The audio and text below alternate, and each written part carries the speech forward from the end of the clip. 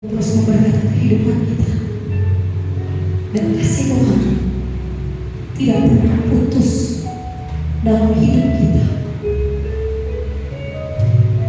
karena Tuhan sangat mengasihi kita, Tuhan sangat menyayangi kita. Terima kasih Tuhan buat kasih yang indah yang Tuhan berikan bagi kami. Terima kasih Bapa, terima kasih Engkau baik bagi kami Tuhan. Kasih yang terindah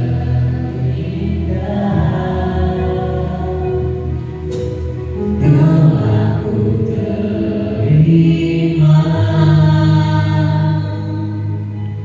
kasih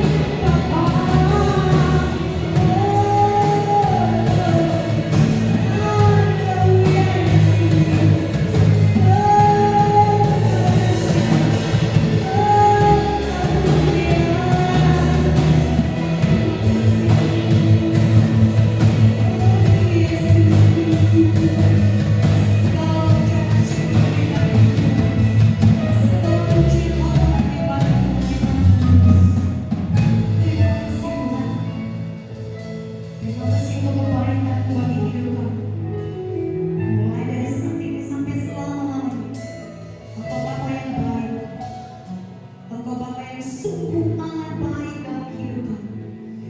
Terima kasih Tuhan.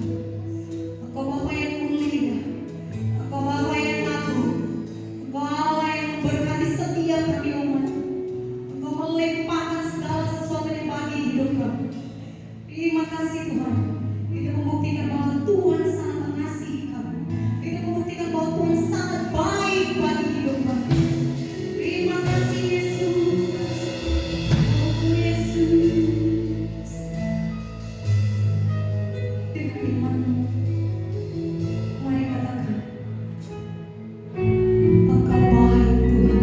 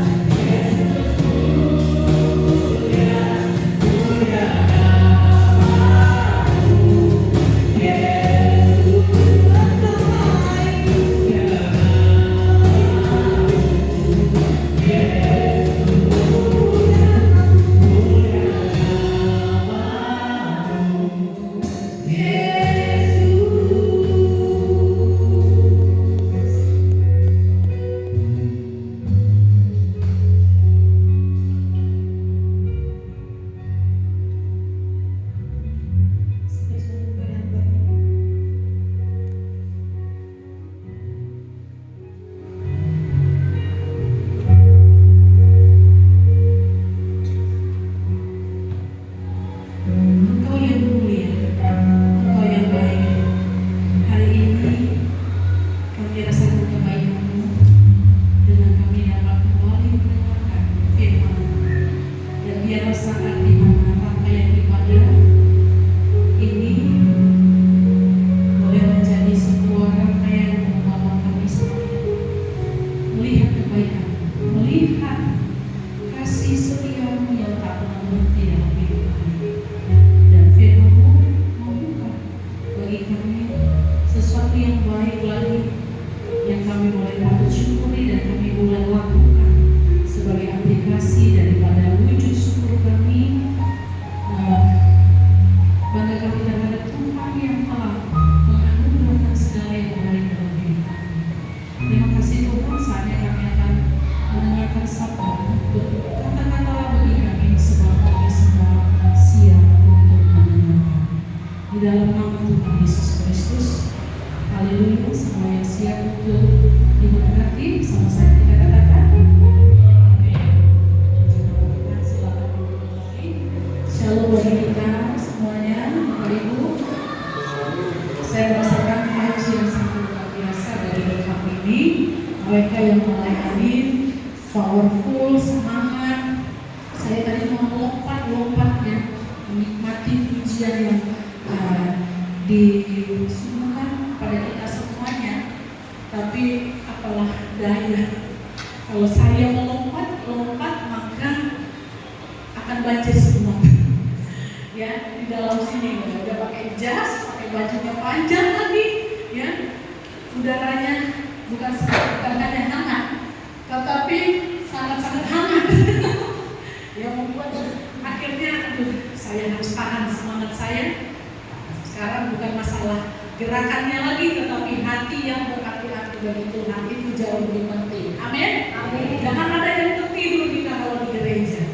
Jangan ada yang loyo kita kalau di gereja. Bapak Ibu, hanya sekali seminggu kita bersekutu bersama-sama seperti ini. Ya, alangkah indah dan baiknya bila kita saling memberikan semangat five ya, vibrasi yang positif satu dengan yang lain. Kalau ada satu yang loyo, ya, tapi teman-teman yang lain memberikan vibrasi yang luar biasa, yang loyo akan bangkit. Tapi kalau semua berlomba-lomba untuk menunjukkan loyo, maka sangat mungkin bahwa semuanya akan mendapatkan vibrasi yang sama. Jadi saya percaya bahwa vibrasi yang tercipta hari ini adalah vibrasi surgawi. Amin. Ya, di mana ada sukacita sekalipun kita sangat-sangat panas hari-hari ini, bukan hanya di sini, tetapi kami juga di Lubuk Pangkal. Saya bilang, Pak, kenapa kunci samping ini? Aduh, panas saya di dalam. Sama panasnya dengan kami di sana. Tapi kalau di sana pintu samping kami kan ada, jadi anginnya masih masuk. Ya Bu, kami lagi berumur dan kami berkomitmen jemaat untuk menyediakan seperangkat AC. Ya, kiranya Tuhan menolong semua upaya kita jemaat bergandengan tangan, apa yang mungkin bagi kita mustahil, tetapi kalau Tuhan sudah bekerja di dalam setiap hati orang-orang yang percaya, ya, bahkan seperti Musa ketika dia menghadapi gelombang pemberian dari umat sampai itu cukup, nggak usah lagi, udah cukup, ini udah berlebihan. Saya percaya ke depan itu akan terjadi di sini. Pak Gembala bilang cukup, udah berlebihan. Kirimkan ke sana, ke Lubuk Pangkal. Kirimkan ke Amplas, kirimkan ke tempat yang lain. Amin. Amin. Ya, puji nama Tuhan. Bukan kembali membuka luka, tetapi saya mau mengucapkan turut berduka cita ya untuk Ibu Manila. Ya, namanya kami tidak bisa datang. Kami memang tidak tahu, kaget saya waktu lihat di Facebook. Ya, kesempatan ini karena saya lihat Ibu Manila ada di sini, turut berduka cita, tetaplah kuat sebab Tuhan tahu yang terbaik. Ya, Bapak Ibu yang dikasih oleh Tuhan, minggu lalu kita sudah merayakan hari pencurahan Roh Kudus, tepatnya di hari Pentakosta. Pentakosta itu artinya bukanlah pencurahan Roh Kudus, tetapi di hari Pentakosta Roh Kudus itu dicurahkan. Ada banyak kesalahpahaman yang terjadi ya selama ini. Orang pikir bahwa pencurahan Roh Kudus Pentakosta itu adalah pencurahan Roh Kudus, artinya seperti itu. Tapi tidak, Bapak Ibu. Pentakosta itu adalah sebuah perayaan orang Yahudi. Ya, orang Yahudi punya perayaan besar, salah satunya adalah Hari Raya Panen. Nah, pada saat itu ya mereka selalu punya tradisi yang tidak bisa mereka abaikan. Setiap tahun ketika Hari Raya Pentakosta ini tiba, mereka dari berbagai penjuru, yaitu orang-orang yang di diaspora yang sudah merantau ke berbagai belahan dunia, mereka itu terpanggil untuk datang kembali ke Yerusalem sebagai pusat peribadatan. Jadi mereka kumpul dari berbagai tempat. Nah, kan disampaikan oleh firman Tuhan pada Kisah Rasul pasalnya yang kedua, ayatnya yang ke-1 dikatakan ketika tiba hari Pentakosta. Berarti Pentakosta bukan ada pada saat perjanjian baru, tetapi Pentakosta sudah ada dari zaman dulu. Nah, orang-orang Israel pada saat hari Pentakosta itu mereka berkumpul katanya di satu tempat. Nah, satu tempat ini adalah pastinya yang kita tahu adalah tempat mereka untuk beribadah, gitu ya, atau apa seperti itu. Nah, lalu pada saat itu, ya orang-orang percaya juga turut di sana mengambil bagian di dalam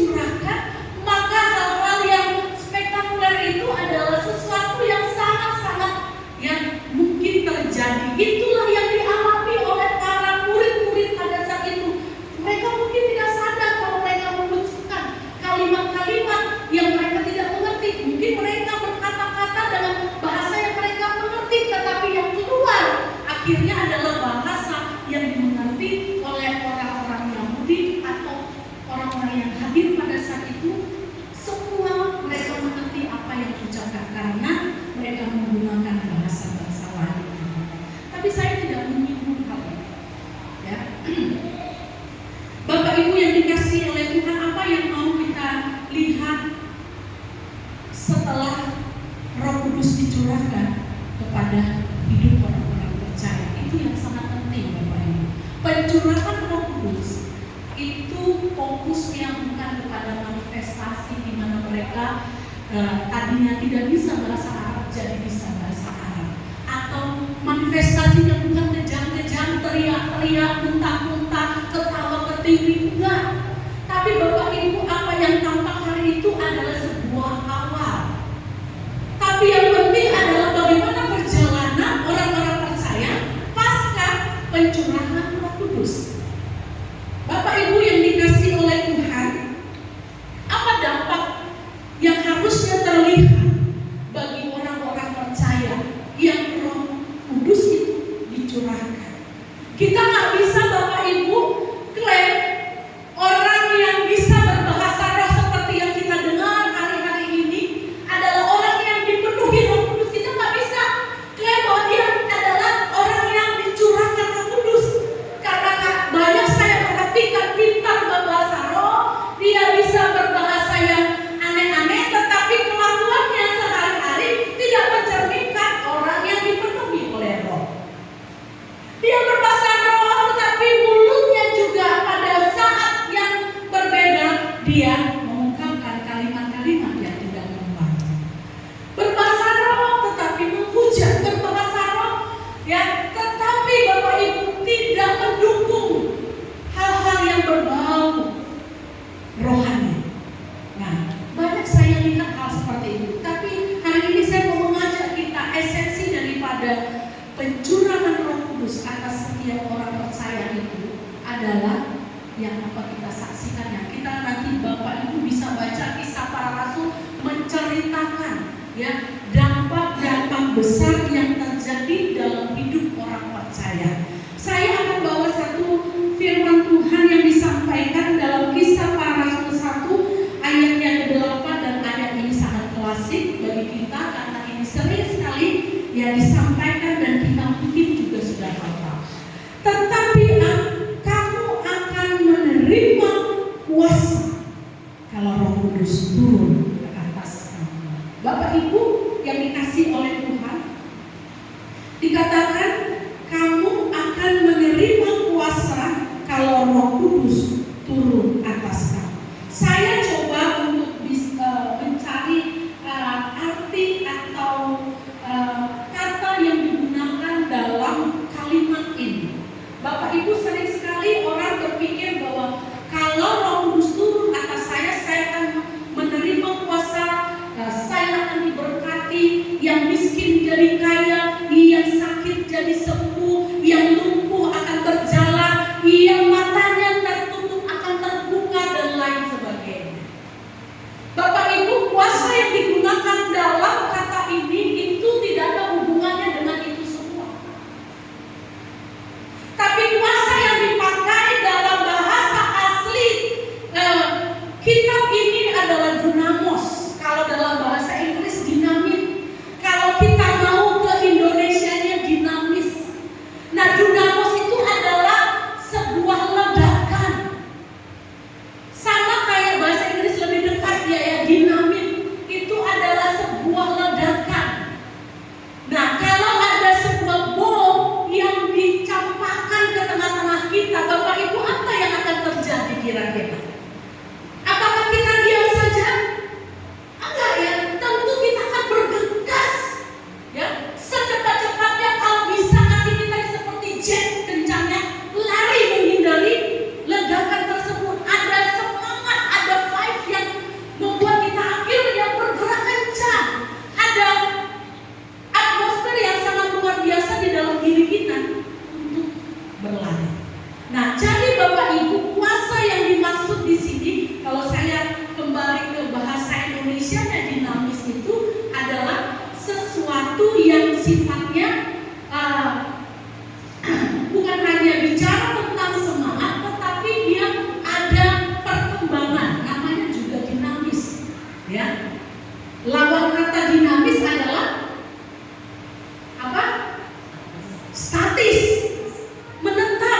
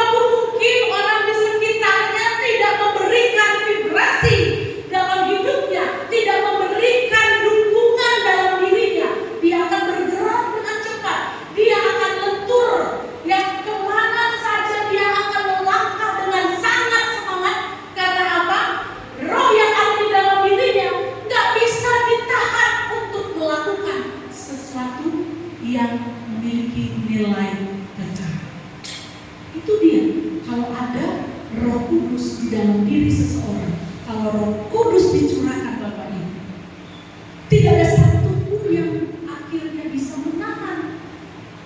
Dia akan lari sekencang mungkin. Dia akan bergerak selihai mungkin. Untuk apa? Untuk menyatakan apa yang Tuhan mau melalui hidupnya. Dan itu yang kita saksikan Bapak Ibu dalam hidup orang-orang percaya. Kita lihat bagaimana seorang Petrus yang pengecut, bahkan menghadapi wanita saja dia nggak mampu.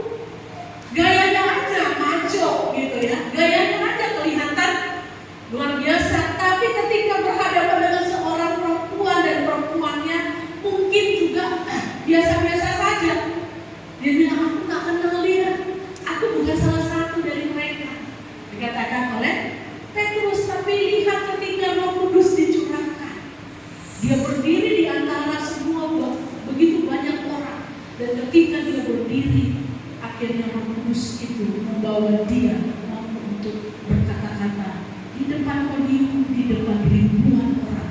Pada saat dia berkhotbah, ada 3.000 jiwa, ya, akhirnya minta untuk dibaptis. Mereka bertobat, menyerahkan diri. Bapak Ibu, saya belum lihat hari-hari ini bahwa pendeta-pendeta masa ini berkhotbah, jangankan 3.000, belum tentu satu pun yang bertobat. Saya sebenarnya ketika merenungkan firman Tuhan ini, saya bayangkan ya. Bentar Bapak Ibu.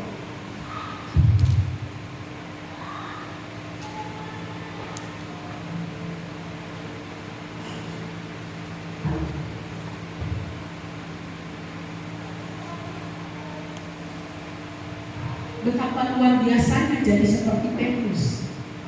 Sekali berkhotbah 3.000 jiwa. Kalau 3.000 jiwa, maka gereja saya akan cukup. Gereja kami yang dilupakan tidak akan cukup untuk menampung demikian banyak. Mungkin satu setio nggak tahu saya cukup apa enggak ya untuk menampung jiwa sebanyak itu. Tetapi Bapak Ibu bayangkan seorang Petrus yang pengecut, pada saat itu dia tidak mampu berdiri di depan banyak orang. Bahkan bukan hanya Petrus, murid-murid yang lainnya. Nanti Bapak Ibu bisa baca yang sampai pasal 8 bagaimana mereka tidak lagi takut dengan yang namanya kematian. Kita tahu Stefanus dia dirajam sampai mati, dia menjadi martir. Murid-murid yang lain pergi ke berbagai penjuru dunia, dan lihat apa yang dikatakan oleh Yesus sebelum dia neraka. Kalau Roh Kudus itu dicurahkan, maka kamu akan menjadi saksi, dan ini menggenapi Bapak Ibu. Roh Kudus yang ada dalam mereka itu membawa mereka berlari-lari dengan cepat, pergi ke berbagai penjuru dunia untuk mengabarkan Injil Kristus kepada semua orang yang belum mengenal Kristus. Bayangkan, mereka yang dulunya suka pada zona nyaman, suka dekat dengan Yesus, karena berada dekat Yesus itu enak, ya. Selain mereka itu menjadi pusat perhatian, ya, Yesus kan menjadi pusat perhatian, otomatis orang-orang di sampingnya, staf-stafnya juga mendapatkan perhatian. Jadi sangat menyenangkan berada bersama dengan Tuhan Yesus. Mereka gak pernah jauh-jauh dari Tuhan Yesus. Dan ketika Yesus naik ke atas, mereka mulai menjadi sedih semua. Tetapi ketika Roh Kudus itu dicurahkan, bukan hanya mereka bisa melakukan hal-hal yang luar biasa, spektakuler, tetapi Bapak Ibu, yang saya mau hari ini kita sama-sama lihat ada di 2 hal saja. Dan mari kita tunjukkan. Saya percaya bahwa kalau saya tanya kepada kita semuanya, apakah Bapak Ibu semuanya di dalam diri ada Roh Kudus? Tentu semua bilang saya ada. Gak mau satu pun dibilang aku gak ada Roh Kudus. Kalau saya bilang kepada salah satu dari kita di dalam diri tidak ada Roh Kudus, tentu kita akan sakit hati. Betul? Saya percaya ketika kita terima Yesus dalam hidup kita, Roh Kudus itu juga dicurahkan. Tapi bagaimana Roh Kudus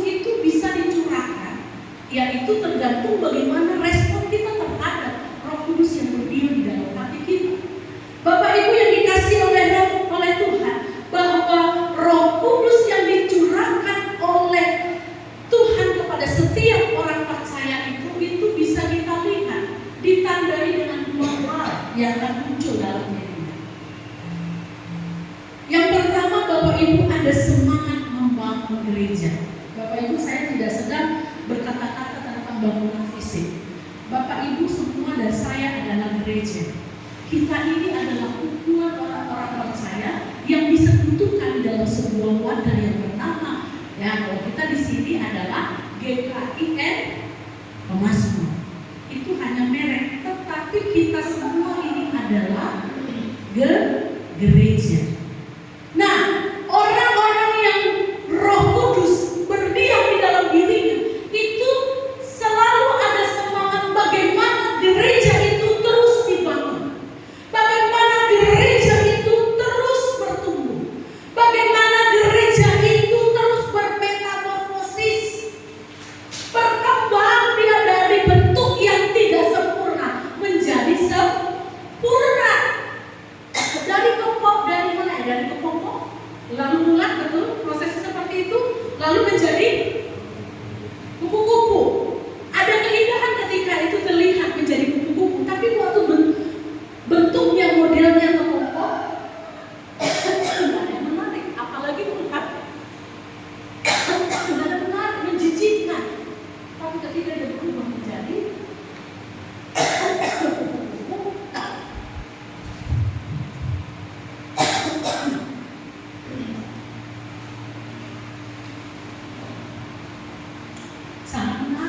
pesona, apalagi dia memunculkan ya warna-warna yang memukau. Nah, Bapak Ibu yang dikasih oleh Tuhan, orang yang Roh Kudus di dalam dirinya itu ada, itu akan terlihat dari bagaimana dia ya di dalam sebuah komunitas ada selalu naluri untuk membangun. Membangun gerejanya. Ada 3 tugas gereja, Bapak Ibu tahu? Apa itu? 3 tugas gereja. Halo? Apa? Agak keras saya. Marturia.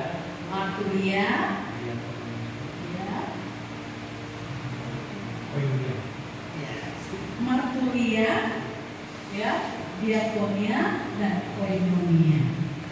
Koinonia itu apa? Apa itu koinonia? Bersekutu.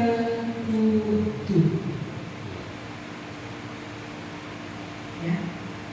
Ada enggak keinginan di dalam hati kita, hasrat kita untuk bersekutu? Bapak Ibu, saya khawatir Indonesia akan menjadi negara seperti di Eropa, di mana orang tidak lagi suka bersekutu. Orang sukanya bersekutu bukan di gereja atau di dalam sebuah komunitas rohani. Mereka bersekutu di mana? Di diskotik. Mereka bersekutu di mana? Di pantai. Mereka bersekutu di mana? Di mall dan di berbagai tempat yang namanya hiburan, di mana mereka merasa bahwa sana mereka terhibur. Hari-hari ini kita melihat itu, Bapak Ibu. Gereja sudah mulai ditinggalkan. Tapi saya percaya bahwa yang tidak akan pernah hilang dan habis di tengah-tengah dunia ini adalah gereja. Amin. Sampai Tuhan Yesus datang kedua kali, gerejanya tidak akan lenyap.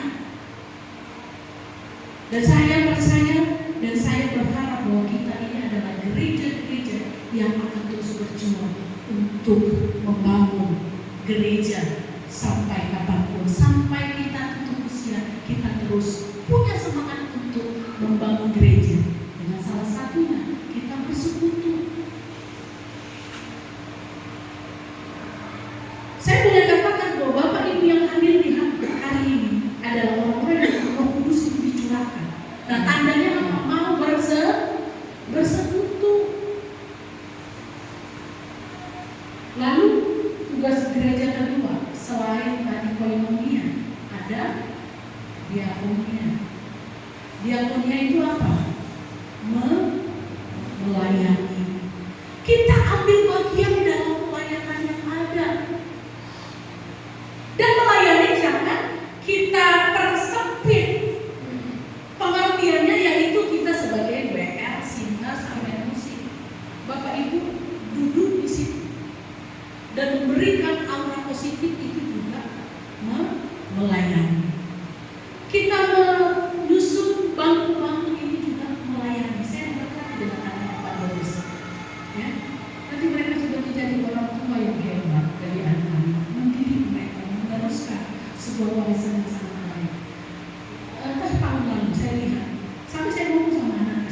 yang lain. Tahu nggak? Di GKIM Pemazmur ada 2 anak kembar. Waktu ibu duduk, ibu lihat 2 anak kembar ini menyusun kursi. Nggak ada yang suruh nak susun kursi ya. Tapi 2 anak ini susun kursi, lekas-lekas mereka susun kursi. Ketika saya kasih tahu ini, ya mereka mulai buat hal yang sama. Bu, kami melakukan juga. Oke, kalau kamu anak Tuhan, sayang sama Tuhan, tunjukkan yang bisa kamu lakukan. Jadi itu hari Minggu anak-anak muda dan juga anak sekolah minggu sudah berlomba-lomba nyusun kursi. Kalau tak dibiarkan aja, udahlah tugasnya majelis itu. Karena majelis sudah capek juga ya kan, ngitung duit yang dihitung tuh bukan yang 100, yang 1.000, 2.000, yang bentuknya juga udah gak karuan. Capek itu melurus-luruskan itu. Disuruh lagi nyusun kursi. Nah, tapi sekarang saya lihat hari-hari ini di sana tuh kalau nyusun kursi udah mereka, udah cepet-cepet tuh mereka nyusun kursi. Jadi five positif yang di sini saya bagikan bersama. Melayani Bapak Ibu, mari kita semuanya terlibat di sana. Orang yang Roh Kudus itu ada di dalam dirinya itu terlihat dari antusiasnya terlibat di dalam. Waktu kita ibadah kita nggak ngantuk, itu melayani. Waktu kita ibadah kita bersuka cita, itu melayani. Jangan kira bahwa adalah bosan aku lihat dia di depan. Ngapain lagi lebay banget lompat-lompat. Aduh saya kalau nggak bisa kayak ibu. Dulu saya udah lompat-lompat, tapi saya takut nanti kalau baju saya basah kulit gimana ya kan? Nggak lucu juga di sini terawang-terawang begitu. Nah, saya tahan tapi di dalam hati saya meluap-luap. Apalagi kalau saya lihat di sini tuh, aduh mantap. Pemain musiknya udah kayak orang-orang yang di GBI gitu ya. Mantap-mantap mereka main musik. Kalau kami nggak begitu, makanya kami belajar dari Bapak Ibu pemain musik di sini. Sampai jalan kita lakukan gitu ya. Mereka mengkaderkan pemain musik pelayan Tuhan di gereja kami. Sampai jam berapa pulang ya Pak? Jam 4. Lalu berikan dulu semangat kepada mereka dulu ya. Ya, bantu pelayanan kita yang ada. 4-nya bukan 4 sore Bapak Ibu. 4 pagi. Ya kan, jam 4 pagi mereka sampai di rumah. Kami gak kasih apa-apa, hanya makan malam saja. Itu pun yang murah-murah, tapi mereka bersuka cita. Itu melayani Bapak Ibu. Kita kasih waktu dengar cerita orang, curhatan orang, lalu setelahnya kita berdoa, itu melayani. Hanya memegang pundak salah satu dari saudara kita yang mungkin kelihatan kurang semangat ya. Bu, Pak, ada Tuhan Yesus mengasihi kita. Itu melayani. Jangan jadi orang yang cuek. Bapak Ibu, banyak orang ya saat ini berada di gereja tapi dia merasa terhilang. Ada banyak manusia di dalam tapi dia merasa sendiri. Nah, ini saatnya kita harus terbuka Bapak Ibu. Di sekitar kita ada banyak hal yang bisa kita lakukan dalam bentuk apapun itu. Itu disebut diakonia. Nah, yang ketiga apa? Marturia, bersaksi. Gak susah kok kalau kita mau bersaksi itu gak susah. Gak perlu harus sekolah teologi baru bisa kita bersaksi. Bersaksi itu adalah menceritakan bagaimana kebaikan Tuhan yang sangat luar biasa itu, yang mati di atas kayu salib menebus dosa kita orang berdosa. Kita hanya menyampaikan tentang kasih Tuhan. Untuk selanjutnya mungkin kita bisa gandeng siapa saja yang mungkin mampu untuk bisa menolong dia. Tapi di awal-awal saya rasa kita semua mampu untuk bersaksi. Amin. Bersaksi, ceritakan tentang kebaikan Tuhan. Duduk di kedai Tuhan tak salah. Asal jangan minum sampai 5 ribu. Iya kan? 1 gelas saya bilang, tapi saya sudah buat catatan. Di gereja kami saking saya sudah kasih kelonggaran supaya kebablasan. Ya, saya bilang bolehlah 1 gelas untuk menghangatkan itu supaya malam kita bisa tidur dulu. Rupanya bergelas-gelas nggak iya lagi. Akhirnya saya bilang, ya, tidak diperbolehkan lagi di gereja minum tuak. Kalau dulu kan untuk menjangkau bapak-bapak, rupanya belum bertobat, ya kan? Dikasih pancingan malah kesenangan gitu. lagi. Nggak boleh lagi menurut tua di sini. Dia bilang bahaya kita kalau dikasih. Makin menjadi-jadi dari tua biasa dan sampai ke tua biasa. Saya nggak tahu, Bu, ini air putih katanya. Nggak tahu saya. Oh iya, nggak apa-apa, aman. Rupanya beberapa jam kemudian udah pada merah-merah mukanya. Rupanya disinyalir ada tua bias di situ. Nah, mereka minta kita nggak tahu ini katanya. Jadi saya sudah mulai pintar sekarang. Saya bilang tidak lagi boleh ada lagi minum-minum di sini. Ya minuman lain silakan, tapi kalau minuman yang beginian jangan. Bapak Ibu yang dikasih oleh Tuhan, bersaksi. Kita duduk bersama dengan ibu-ibu, jangan ngobrolin yang nggak penting. Tapi bagaimana kasih Tuhan dalam hidup kita ceritakan. Bapak Ibu, hari-hari ini kita perlu bersaksi kepada Tuhan. Ini tugas gereja yang harus kita kerjakan sebagai bentuk ya bahwa kita mencintai gereja kita. Mari Bapak Ibu lakukan 3 hal ini. Lakukan 3 hal ini saja, nggak usah muluk-muluk. Ya, diakonia, marturia, koinonia. Jangan tinggalkan gereja. Sekalipun mungkin di gereja kau tidak menemukan hal yang kamu harapkan. Tidak ada kemanapun kita pergi, kita tidak akan menemukan gereja yang sempurna. Karena tidak ada yang sempurna. Kita mungkin melihat di gereja sana wah kayaknya sempurna, kita belum tahu dapurnya.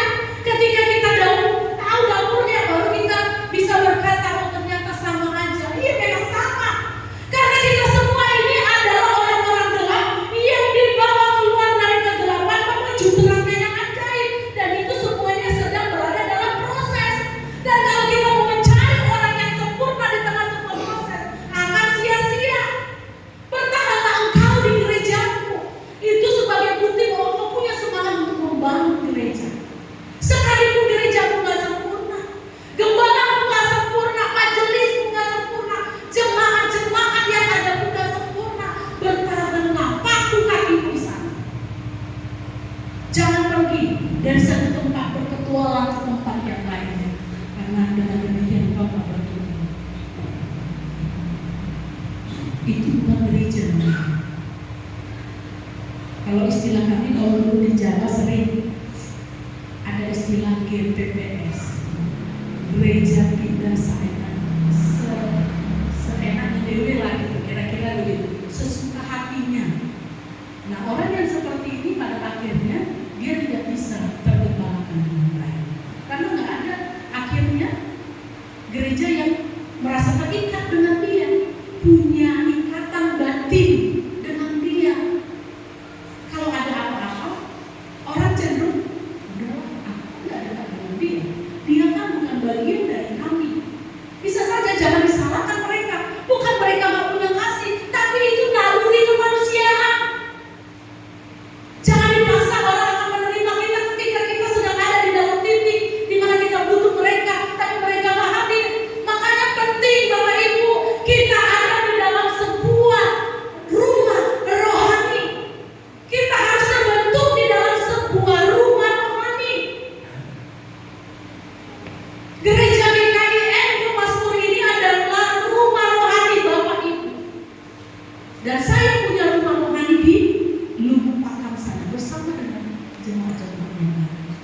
Setialah di sana, bersemangatlah untuk membangun. Kalau ada yang mulai lemah imannya oleh karena mungkin dia kecewa, tinggal kuatkan, jangan tambah beban di dalam hatinya semakin kuat untuk kecewa dengan gereja, dengan kumpulan orang-orang percaya lain.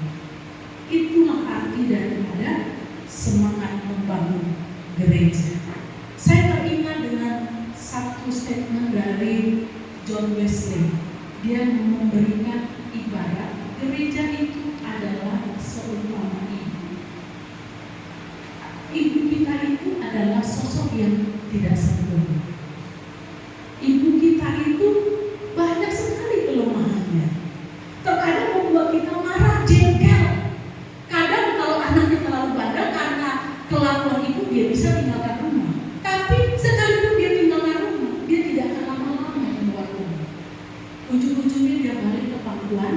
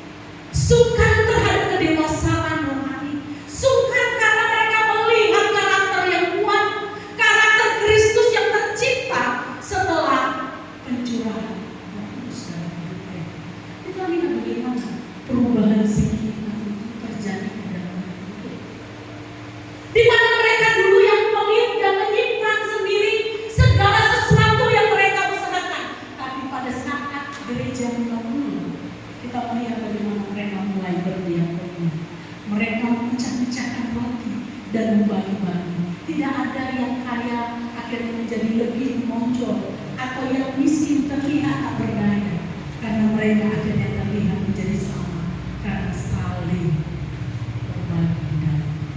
Itulah Bapak Ibu tugas gereja. Mari kita semangat menunjukkan ini di dalam persekutuan kita, di dalam gereja kita. Tidak usah naik kuping ya Bapak Ibu, tapi saya bersyukur sekali dan saya selalu diberkati. Beberapa dari kita, saya kalau ke sini di hari Minggunya, mungkin kita ketemunya di hari Minggu ya, pas saya jadwal.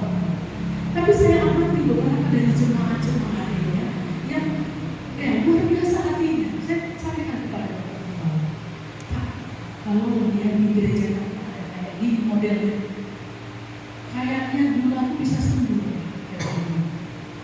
Bisa sembuh ulang. Kalau ada kayak gini di tempat ada ya Bu. Mungkin karena ibu kan lihatnya sekali-sekali. Ya walaupun saya lihat sekali-sekali, saya berkati sekali. Bapak Ibu yang dikasih oleh Tuhan, berikan daya tarik 3 hal ini sebagai upaya kita sungguh menjaga ya, semangat untuk membangun gereja. Diakonia, marturia, koinonia. Dimanapun ada persekutuan kita hadir. Kalau di tempat kami ada istilah wong gereja, di sini ada nggak wong gereja? Wong gereja itu maksudnya orang gereja. Orang gereja ini adalah mereka yang selalu hadir dalam semua kegiatan-kegiatan apapun. Kadang nggak ada kegiatan pun mau ngumpul. Ya, mereka seperti sudah pemilik gereja. Kira-kira seperti itu. Wong gereja, persekutuan hadir, ngumpul-ngumpul kopi-kopi hadir, acara kematian hadir, acara yang bersukacita hadir, di dalam kedukaan orang sedang sakit hadir, semuanya mereka eksis di situ. Tapi yang hadir hanya itu aja, gitu. Makanya ada istilah wong gereja. Mereka pemilik gereja kayaknya.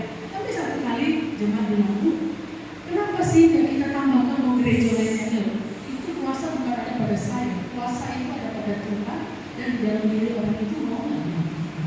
Masalah mereka kan nggak mau, sepertinya sia-sia. Nah, tapi saya salut juga di sini, udah ibadah nih sekarang ya, selesai ibadah ada doa lagi, selesai doa di sini ada apa lagi? Pemuda lagi. Kalau dibilang udah keblinger ya cuma di sini, tapi luar biasa. Satu hari yang full semua diisi dengan hal-hal rohani.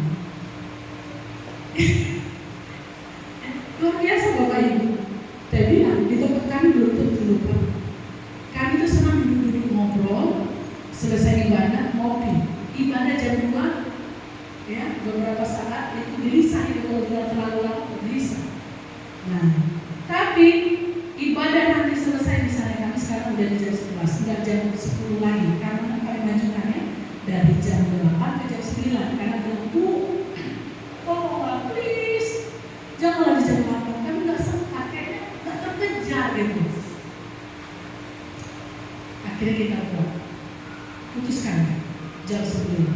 Sama aja orang yang sama bilang please, orang yang sama juga yang suka terlambat dan juga datangnya sekali-sekali. Minggu ini datang, minggu depan nggak datang, minggu depannya datang, minggu depannya nggak datang. Jadi mereka mulai berkomentar tuh lebih baik jam 8 lagi lah, orang yang minta juga ya seperti itu. Akhirnya ikut yang lain jadi umat. Tapi akhirnya sudah berubah pening kepala saya. Udah jam 9, jam 11. Bapak Ibu tahu kami pulang jam berapa? Coba.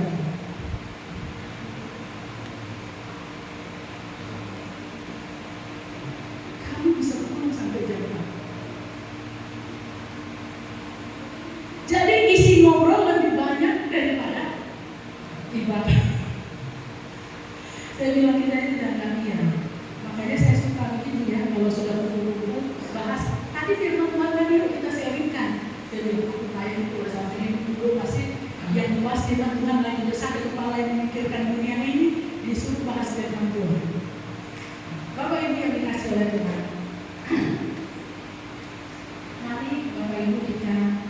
ya di dalam meresponi Roh Kudus yang ada di dalam diri kita. Mari kita lihat bersemangat di dalam membangun gereja. Ya, hal-hal bagaimana itu dapat terlaksana? Ya, itu tadi seperti saya katakan tadi. Lakukanlah setidaknya 3 kali, 3 tugas gereja itu. Jangan ada satupun yang absen dalam berbagai persekutuan. Ikuti Bapak, tidak ada yang sia-sia. Jadi lelahmu bersekutu dengan Tuhan, dengan orang-orang percaya, itu tidak ada yang sia-sia. Jadi lelahmu di dalam Tuhan itu tidak ada yang sia-sia. Tuhan akan perhitungkan persekutuanmu dengan Tuhan, ya tidak ada yang sia-sia. Bapak Ibu 1-4 tahun yang akan datang, Bapak Ibu bisa buktikan orang yang tidak mengabaikan persekutuan. Saya percaya hidupnya nggak biasa-biasa saja. Amin. Ada perbedaan, tapi mungkin Bapak Ibu melihat dari dulu aku ke gereja, tapi kenapa nggak berubah-ubah? Bapak Ibu perlu ada banyak pertanyaan lagi. Apakah di dalam persekutuan itu engkau sungguh-sungguh atau hanya untuk memenuhi absensi saja? Supaya saya tidak ditegur, atau ada motivasi lain? Bapak Ibu, ya memang harus kita teruskan juga motivasi. Tapi saya percaya bahwa orang-orang yang sungguh-sungguh di dalam Tuhan, dia tidak akan pernah dikecewakan. Itu yang pertama, Bapak. Yang kedua, apa dampak Roh Kudus yang dicurahkan seperti yang kita juga saksikan pada orang-orang percaya mula-mula. Mereka bersemangat dalam memberi teladan yang baik. Tadi saya sudah sedikit, ya. Mereka bersemangat dalam memberi teladan yang baik. Mereka berupaya, ya, menjaga diri mereka.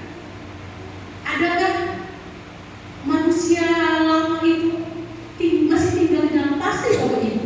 Nggak ada orang yang dicurahkan Roh Kudus tiba-tiba jadi berubah jadi malaikat secara otomatis. Enggak. Saya juga sebagai hamba Tuhan tidak sempurna. Dulu saya itu berapi-api meluap-luap. Kalau disinggung sedikit gak bisa, Bapak Ibu. Saya orangnya itu baperan. Disinggung sedikit gak bisa. Saya sakit hati berkali-kali, berbulan-bulan, bahkan bertahun-tahun. Bahkan sampai orang yang udah mati pun saya masih tersinggung dengan dia. Bayangkan.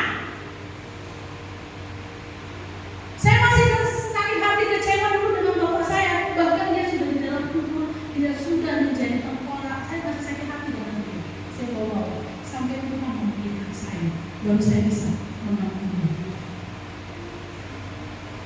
Murid-murid juga seperti itu, Bapak Ibu. Bukan langsung serta-merta, tetapi Bapak Ibu mereka menjaga. Ada nggak rasa marah? Ada. Tahun ini Tuhan Yesus tolong aku marah, tapi dia jaga. Dia mau mengucapkan kata-kata makian, tapi pada saat itu dia tahu bahwa dia sudah milik Kristus. Dia jaga. Boleh nggak kita marah? Bisa, Bapak Ibu. Boleh nggak kita marah? Ya boleh aja. Tapi jangan sampai amarah itu membawa dosa, mengakibatkan dosa, baik kepada dirimu sendiri maupun kepada orang lain. Orang-orang percaya harus bisa menahan diri. Bagaimana dirinya ini akan menjadi teladan. Mungkin dalam hati ada Tuhan, sebenarnya itu bukan aku. Aku orangnya gampang disuruh emosi, tapi aku menjaga diri. Orang lain ketika lihat kita menjadi terberkati. Bapak Ibu, mari kita menjaga diri kita. Walaupun kita mau marah, tapi kita jaga hati kita, diri kita. Dan kalau masih ada, ya, orang percaya mukanya muka singa, bukan hanya muka, ada orang mukanya singa artinya Hello Kitty. Itu beda, ya, karena udah bawa dari sononya gitu. Tapi ada begini, itu tergambar, Bapak Ibu. Orang yang Roh Kudus itu dicurahkan di dalam dirinya, itu akan tergambar, Bapak Ibu, lewat perangai hidupnya. Orang akan mendapatkan vibrasi yang positif. Sebenarnya aku sama ibu, walaupun mukanya kotak, ya, nggak menarik, tapi ada sebuah vibrasi yang membuat kita tertarik. bincang-bincang dengan dia. Tapi kalau nggak ada, orang merasa gelisah ketika kita datang dan menghindar pergi jauh-jauh. Bapak Ibu itu jangan jadi pertanyaan sama kita, ada apa dengan kita? Jangan salahkan mereka yang pergi, tapi renungkan ada apa dengan saya. What's wrong with me? Apa yang terjadi dalam saya? Adakah sesuatu yang kurang baik dalam diri saya membuat saudara saya menjadi jauh dari saya? Nah, tapi bukan demikian dengan gereja ulang-ulang. Orang itu makin bertambah tinggi. Maka di sini Bapak Ibu, kalau kita kerja lagi, orang itu akan tambah-tambah dari Tuhan. Kita akan dibuat daerah-daerah. Jumlahnya ditambah-tambahkan Tuhan. Ini kursi tidak akan dibuat lagi jarang-jarang, merapat semuanya. Ya, akan jadi merapat, tambah lagi kursi-kursi. Kalau ini jebol sampai ke belakang sana, nggak cukup sampai ke belakang sana, dibuat bertingkat. Jadi di atas nanti dibuat Megatron. Memang di sini tempatnya ya, di sini ruang utamanya, di atas Megatron orang bisa juga di sana. Amin. Rindukan seperti ini terjadi di sini.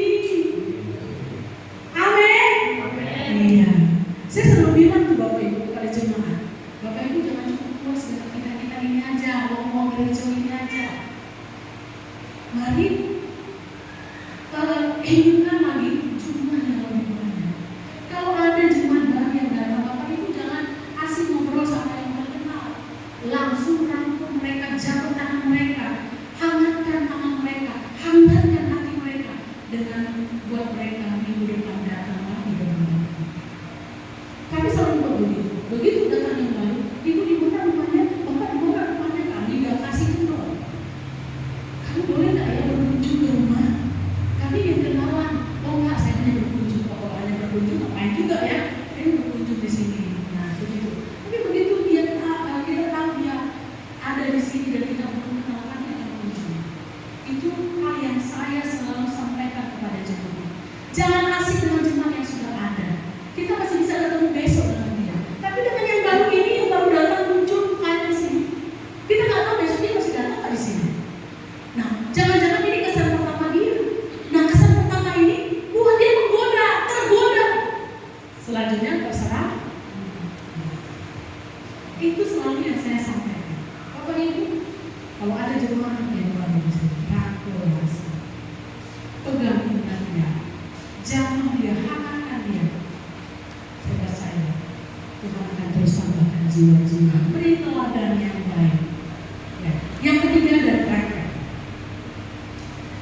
yaitu ada semangat memberitakan Injil di tengah-tengah dunia ini. Kita tahu Bapak Ibu bahwa setelah pencurahan Roh Kudus, bukan hanya Petrus saya katakan, ia berani memberitakan Injil, dia menyerukan pertobatan, dan pada saat itu dia selesai berkhotbah, semua orang yang hadir mereka bertobat dan minta dibaptis. Bapak Ibu yang dikasih oleh Tuhan, berita ini harus kita sampaikan hari-hari ini untuk keluarga kita, untuk orang-orang yang kita kasihi, kerabat kita, tetangga kita. Jangan tutup mulut. Gereja hari-hari ini sudah mengabaikan yang namanya Injil. Api Injil ini sudah tidak menyala lagi di setiap gereja-gereja, termasuk gereja GKIN yang namanya Gereja Kristen Injili Nusantara. Ya, sebenarnya Injili itu adalah semangat kita, vibrasi kita terus-menerus. Dia tidak hanya bekerja secara temporer untuk satu waktu, setelah semua jemaat sudah terkumpul, beberapa sudah terkumpul, lalu kita lagi penginjilan. Enggak seperti itu seharusnya. Penginjilan itu harus terus-menerus sampai Tuhan Yesus datang kembali. Apa isi daripada berita Injil? Pertobatan dan Yesus. Jalan keluarnya Yesus. Dua berita ini harus kita sampaikan kepada semua orang. Ada orang yang berdosa, bukan kita hakimi, tapi kita ajak mereka untuk melihat dirinya yang berdosa. Tapi ada satu solusi di dalam Yesus yang memberikan kita kelepasan dari semua dosa-dosa kita. Dia yang menanggung dosa itu di atas kayu salib, dan dia mati untuk kita. Dia berangkat kembali ke sana menyediakan tempat bagi kita yang percaya kepada. Itu dua pesan Bapak Ibu yang tidak boleh kita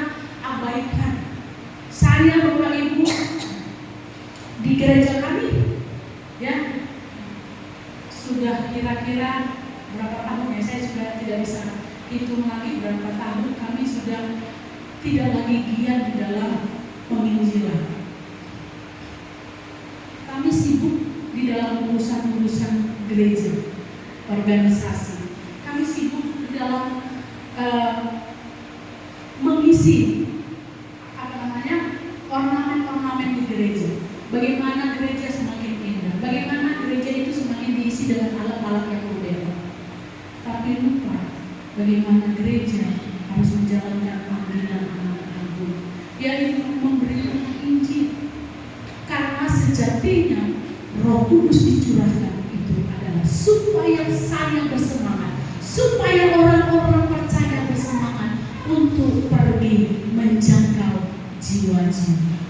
Gereja-gereja Injil yang saya saksikan Bapak Ibu sekarang pun tidak lagi memiliki jiwa yang demikian. Cukup hanya menangani urusan-urusan gereja, kunjungan-kunjungan, tapi untuk penginjilan bahkan tidak lagi ada. Saya nggak tahu di sini ada tak ya, ada misi. Tapi ada pun kantong misi sama seperti kami. Kantong misinya, ya akhirnya ujung-ujungnya bukan kepada upaya pemberitaan Injil, tapi untuk mengisi mungkin hal-hal yang lain yang diperlukan. Itu Bapak Ibu kelemahan kita di gereja kami itu begitu. Akhirnya misi itu tak berjalan sebagaimana harusnya.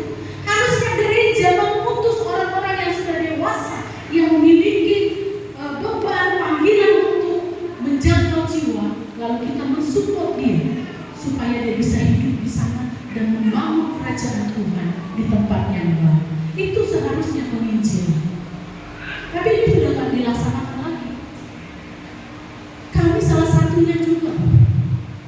Ada saya begini, saya berusaha sekali kepada Tuhan, saya ini adalah hasil dari buah penginjilan beberapa orang. Ya, ada Kak Rohani saya, pendeta saya, dan yang terakhir adalah sponsor saya. Mereka mendukung saya dengan dana yang tidak sedikit. Tujuannya apa? Saya mendengarkan pesan daripada sponsor saya. Nona, saya dipanggil Nona, ibu berharap dia mensponsori kira-kira ada 30 orang sekolah teologi. Harapannya ibu ini dari gereja Reform. Nona, nanti kalau kamu sudah tamat, layanilah Kristus. Bawa orang masuk dalam pertobatan, terima Yesus supaya dia bisa yang siap. Tapi yang saya lakukan hanya tugas-tugas gereja. Ya memang itulah tugas gembala. Ya, gembala itu sebenarnya dia ada di dalam tugasnya apa? Mempersiapkan firman Tuhan, dia berdoa mendoakan semua. Tetapi harus ada tugas yang lain lagi.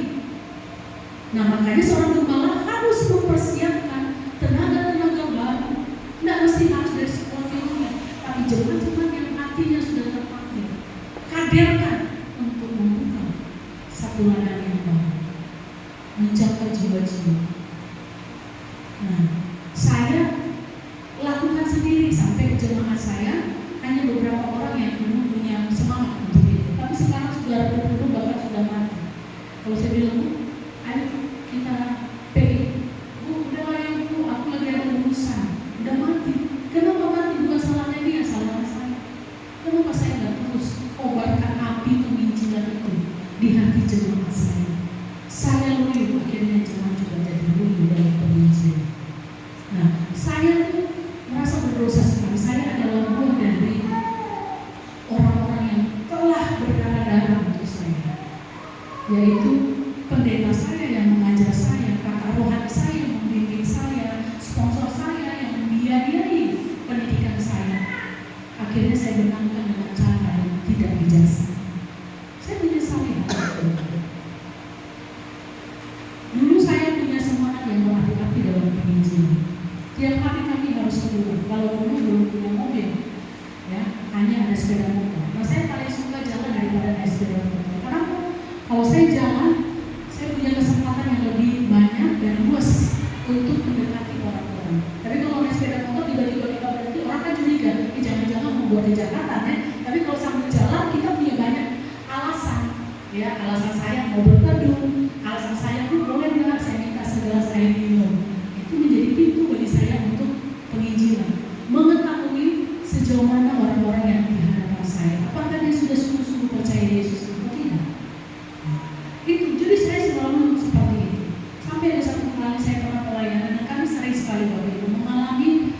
situasi berat, tapi situasi berat saya belum seberat ya para murid-murid, mereka dirajam, ada yang digantung, ada lain sebagainya. Saya belum sampai mengalami penganiayaan dalam pemberitaan Injil yang luar biasa.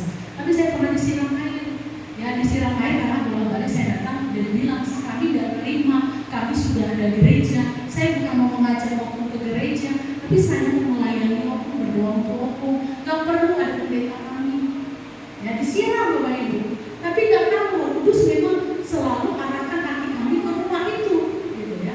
Lalu bandel, akhirnya yang kedua kali atau ketiga kali, nah situ ada pintu terbuka untuk kami. Tapi pintu terbuka itu belum terbuka sekali. Dia kasih kesempatan kami duduk dan berdoa. Rupanya setelah kami berdoa kami pulang. Nah minggu depannya kami datang lagi, lewat di depannya kami diterima dengan senyuman. Kalau di penerimaan sebelumnya kan masih ya udah masuk, udah bakal sih katanya gitu. Nah apa rupanya? Coba ceritakan apa mau kalian? Oh kami mau berdoa. Rupanya waktu kita berdoa itu dia punya masalah yang berat. Nah dia merasa bahwa masalahnya selesai karena doa kami. Ya kan? Kami tidak tahu dia punya masalah. Tapi dia merasa setelah kami berdoa masalahnya selesai. Dan dia bilang luar biasa ya enak pendeta. Sejak kalian doakan kami ditolong sama Tuhan. Nah jadi terbuka pintu, kami mulai yang melayani mereka. Ternyata mereka ini sudah 15 tahun tidak lagi bergereja. Usut punya usut, ternyata mereka kecewa dengan sentuhan. Kalau pendeta di HKBP kan berganti-ganti ya, tapi sentuhan walaupun berganti-ganti masanya, tapi kan tetap mereka ada di situ. Jadi kecewa sekali. Nah, terus yang rugi sekarang siapa pun? Ya saya memang akhirnya saya nggak gereja 15 tahun. Jadi aku nggak berusaha cari gereja lain yang membuat aku selebihnya enggak. Kalau kami keluar dari HKBP, maka konsekuensinya sangat menyakitkan. Kami semakin terpuji. Itu tahun awal kami membuka di Lubuk Pakam ya, tahun berapa? Tahun 2005, 2006. Nah, tapi puji Tuhan Bapak Ibu, setelah itu hubungan kami bagus, kami melayani sampai mereka terima Kristus. Bahkan berulang-ulang kami datang di sana, selalu mereka memberikan kami uang. Tapi di pertama saya sudah tahu, Ina memang ini ya, kamu lihat kami. Saya bilang kalau kami kasih uang sama kami, maka untuk selanjutnya kami menjadi sungkan.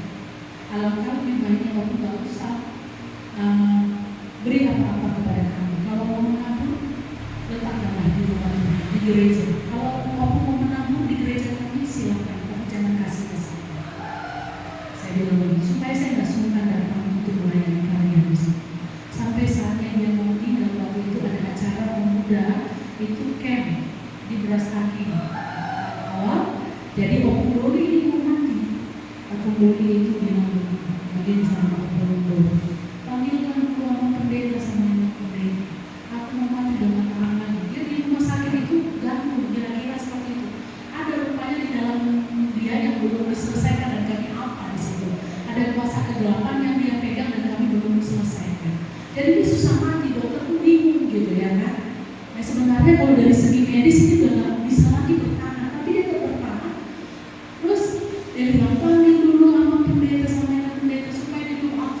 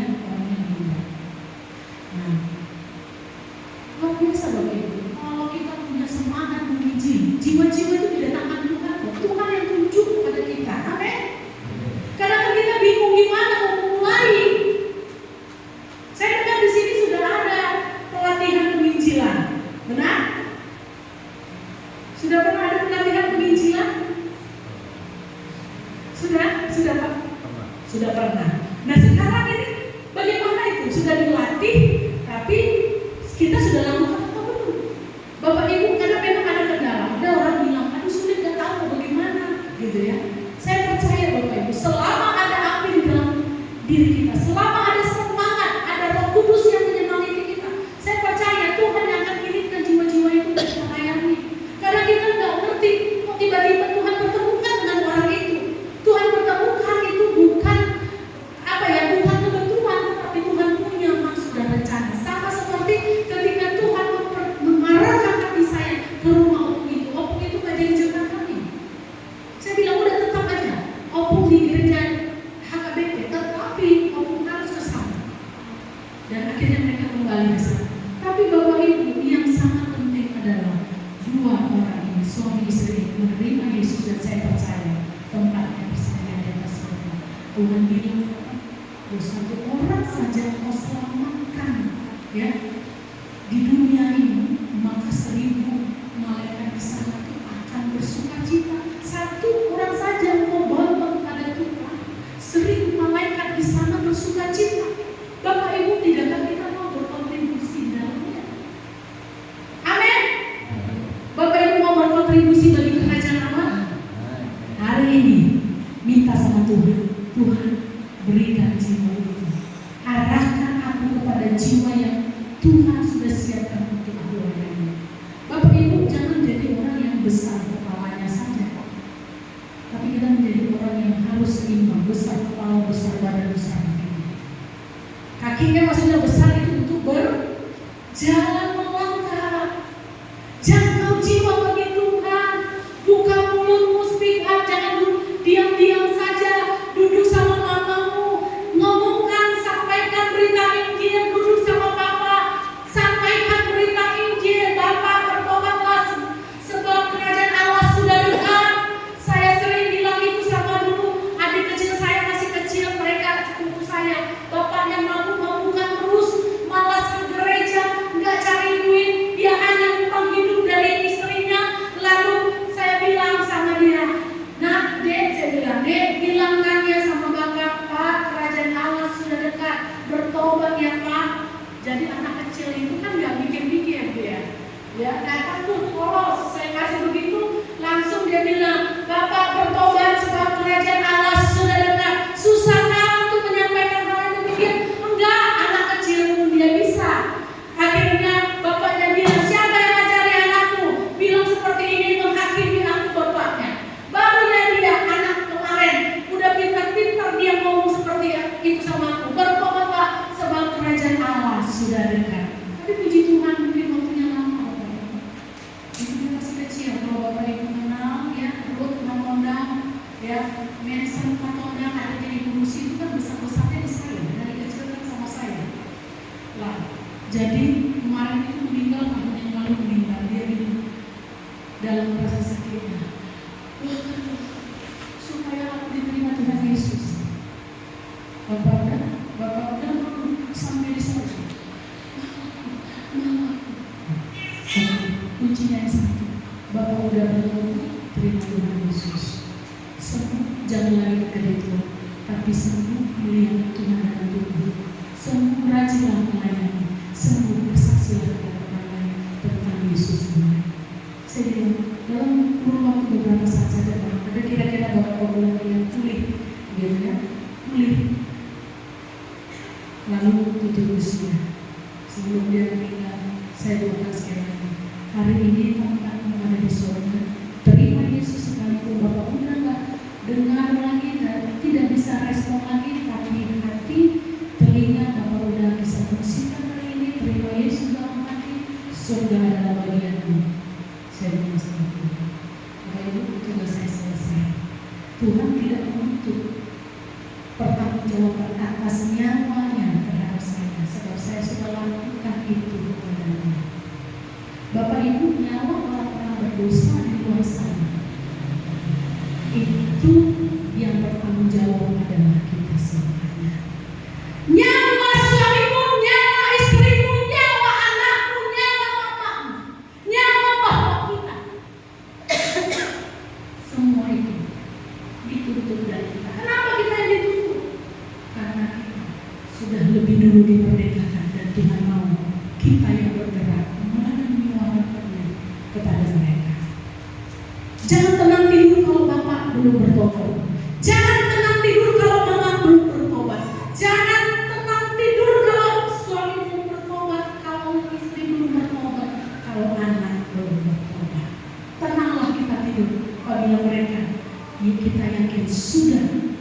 Yesus sebagai Tuhan dan Juru Selamatnya.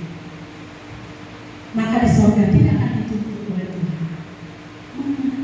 Tuhan tidak lihat hartamu, tapi Tuhan melihat berapa orang yang engkau bawa mengenal Tuhan dan percaya. Amin. Tuhan Yesus memberkati.